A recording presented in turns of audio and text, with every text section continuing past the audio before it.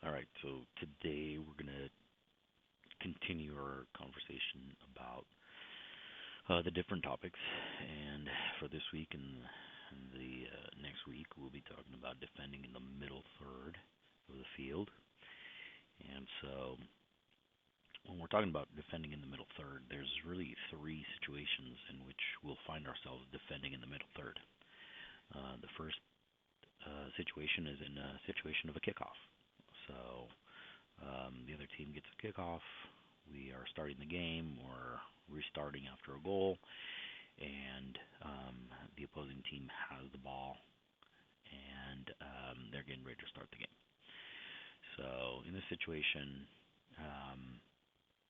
where obviously everybody's behind the half line, and we have our striker and our center mid ready to step forward, and our 7 and our 11 are dropped and they're tucked in. They're not way up high with their wings.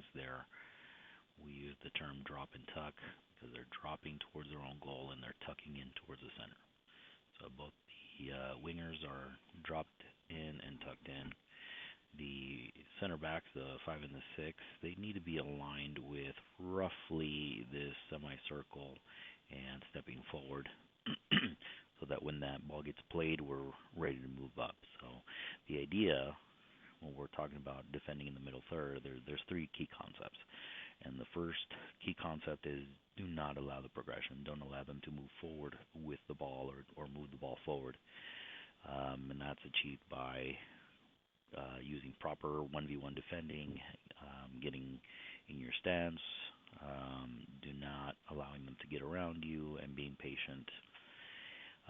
So that's the first key concept. Do not allow them to progress, or do not allow them to go forward. The second one is compactness.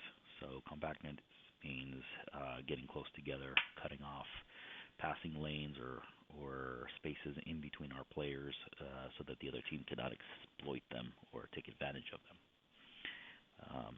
And which is why I mentioned that our 7 and our 11 do not want to line up really high up here,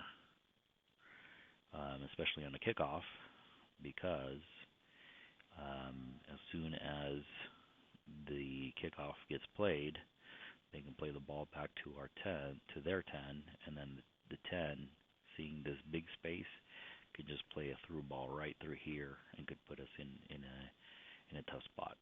So from the get-go, we want to stay compact, which means we drop and tuck in.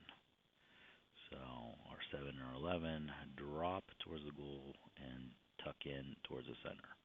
Drop and tuck in. All right, and the third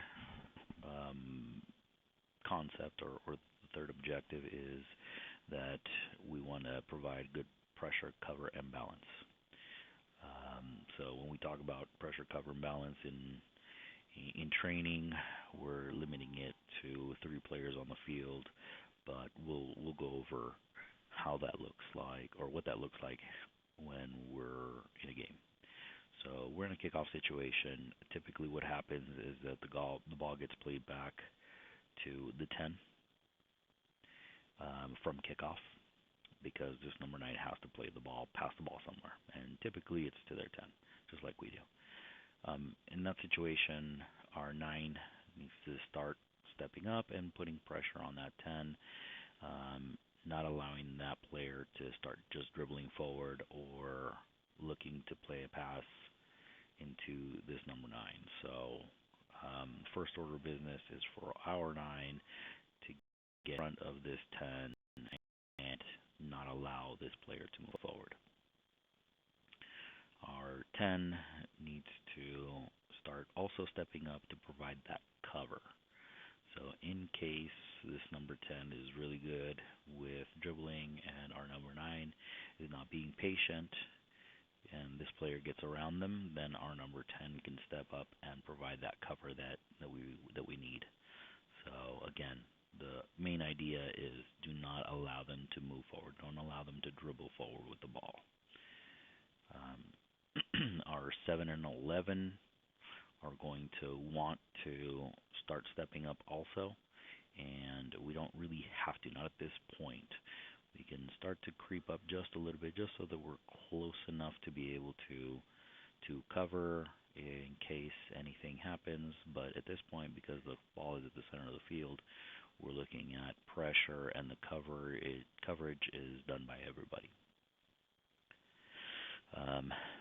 Our 4 and our 5 need to start stepping up to the build-out line where we can hold the line. The whole idea is to have this ball get back here, wherever to continue to pull.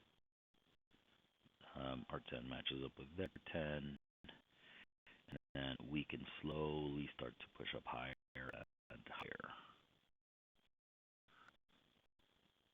Our 4 can step up, and our 5 can step up, and we're gradually pushing them back without giving it up any space or any advantage, so that we can make them play back and get them back into their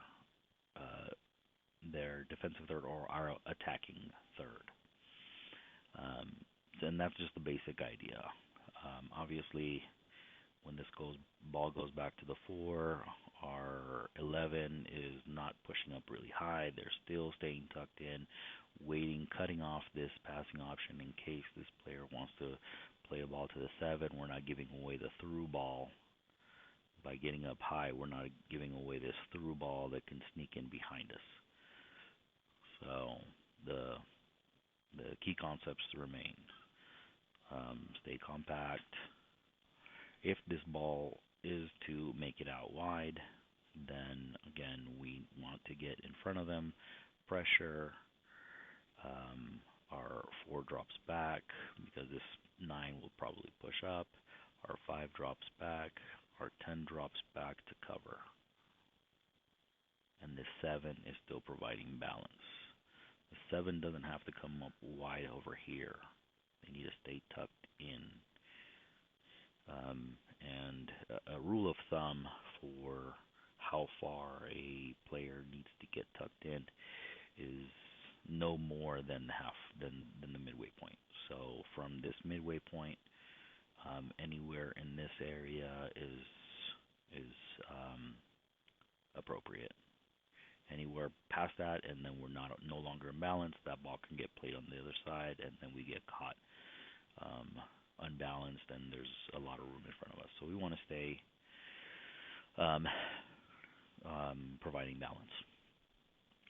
So that's the first situation, a situation where we're starting from the kickoff.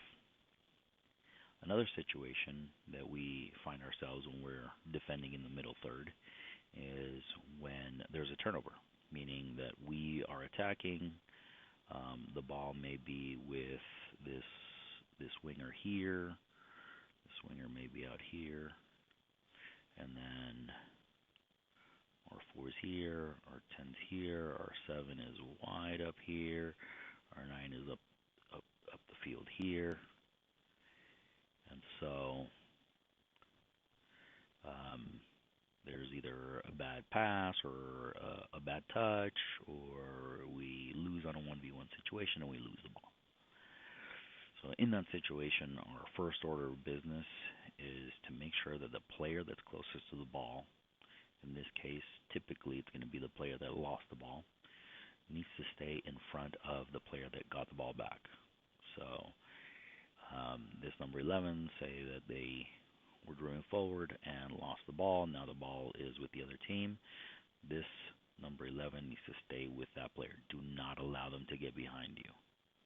It's okay that you lose the ball. It happens. But the main focus here is the transition. Okay, we lost the ball. We can't give away any more space or time. As soon as that happens, then we go back to don't allow the progression, get and stay compact. So our 7 needs to tuck in right away. Our 9 needs to drop back and get us close to getting on goal side of the ball as possible. Our 10 needs to drop and cover. And again, our 5 is on the weak side, should not go past the half line.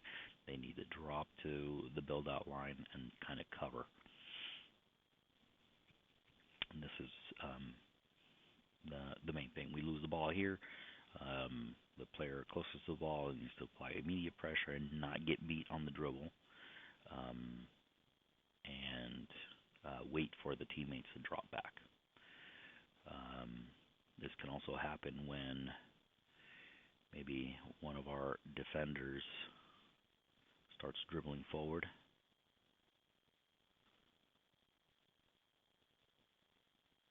Stole the ball, the defender's dribbling forward. Our 9 is high up the field. Our 10 is high up the field. Our 7 is high and wide. Our 11 is high and wide. Where everybody's up. Everybody's up the field and looking to score. If we were to lose the ball here, say this 10 comes up and loses the ball here, the first order of business is this 4 needs to stay in front of this player and not give away any possibility of getting around them. They need to focus on staying in their position, being patient, of making sure that they don't get beat on the dribble, to give themselves time or give their team time so that our 11 drops back, our 10 drops back, and our 7 that's on the wide areas drops and tucks in, and our 9 drops back. As soon as that happens, the 11 should be dropping back as far as they can to cover, or they can step into here and pass this off so that the 4 can drop back. But essentially, the main point is that this 4, once you lose the ball, has to apply pressure and not get beat on the dribble. Don't allow the progression. That is the main thing, especially on a turnover. So, number 1, don't allow the progression. Number 2, get and stay compact. So all our wide players need to drop back and get close down the lines. And number 3, pressure, cover, and balance. So if the 4 or the defender provides the pressure, we need to have players covering our 7, in this case our 11 and our 10, and then balance with our 7 staying on the weak side so that we don't get beat on that dribble. So that's the second situation. The third situation is when the opposing team has a goal kick or is starting with the ball from their area down here, and we don't do a good job of keeping them here. We allow them to progress. We allow the dribble to go forward. And so now the team has either this number 4 or maybe this 5 on the weak side is a really good player and is able to dribble past our 9.